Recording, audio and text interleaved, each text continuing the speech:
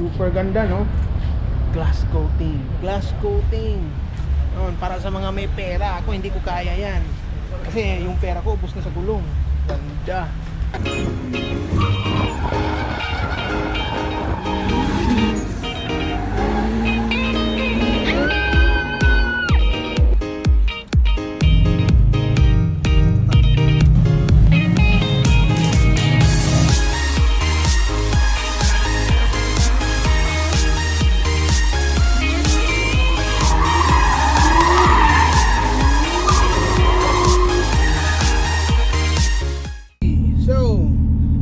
Today we are on our way to Paintworks and Body Kits. This video is actually sponsored by them as well.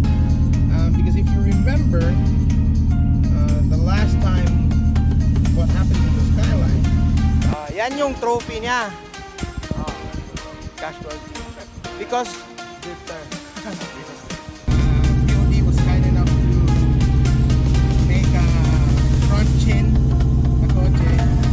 We removed all the stickers, so we removed all the stickers and then buffed the car. So it's really shiny right now. So yun, iwan lang muna natin tong Subaru and we'll just use grab car and then go to POD and then we'll get the Skyline, take it home.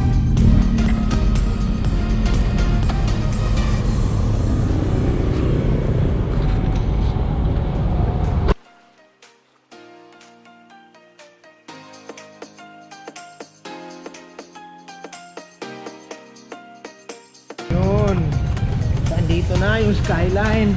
Sobrang ganda, no? Mucha talaga. Talaga, napabilib mo ako, Philip, ha?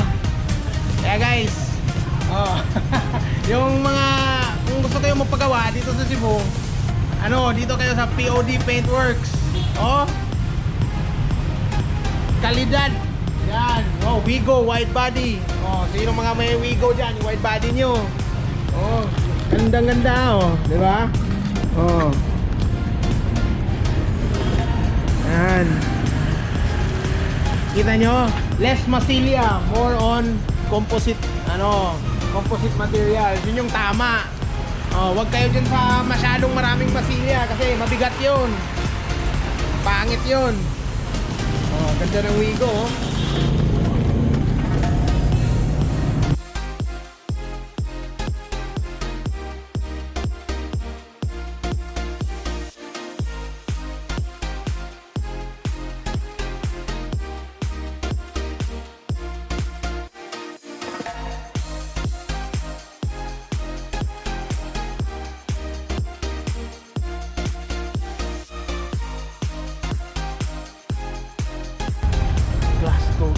glass coating.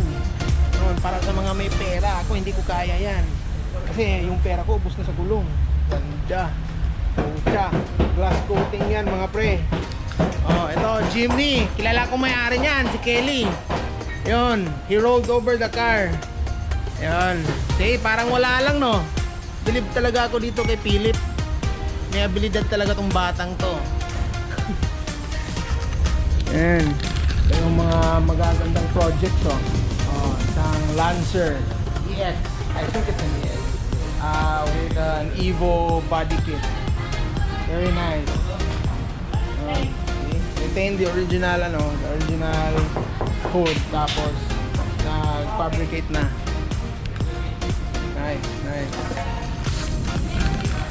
Honda Civic.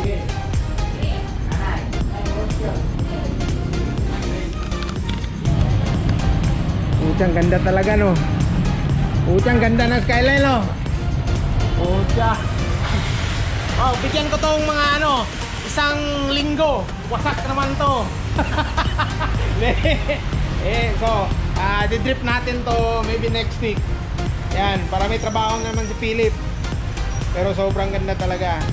Sulit na sulit. Guys, don't forget to visit POD Paintworks pag may mga projects kayo tapos nandito kayo sa Cebu.